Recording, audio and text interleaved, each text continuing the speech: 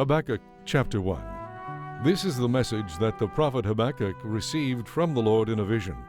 How long, O Lord, must I call for help, but you do not listen?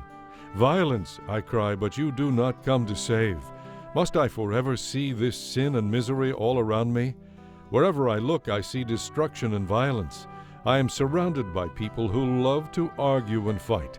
The law has become paralyzed and useless, and there is no justice given in the courts. The wicked far outnumber the righteous, and justice is perverted with bribes and trickery. The Lord replied, Look at the nations and be amazed. Watch and be astounded at what I will do.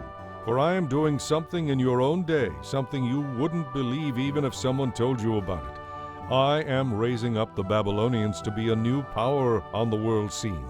They are a cruel and violent nation who will march across the world and conquer it. They are notorious for their cruelty.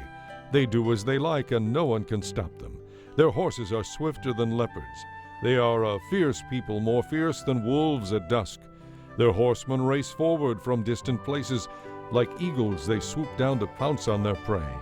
On they come, all of them bent on violence. Their hordes advance like a wind from the desert, sweeping captives ahead of them like sand.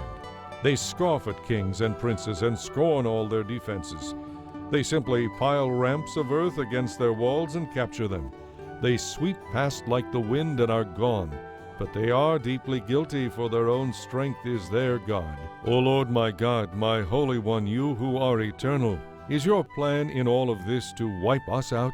Surely not, O Lord our rock. You have decreed the rise of these Babylonians to punish and correct us for our terrible sins.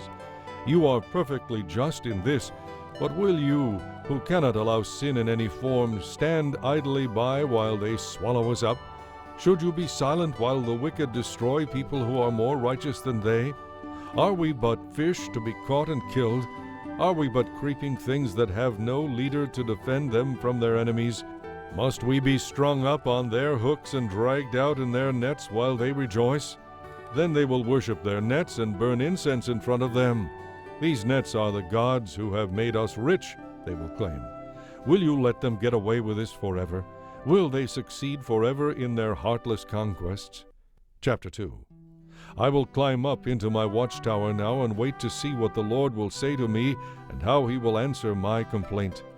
Then the Lord said to me, Write my answer in large,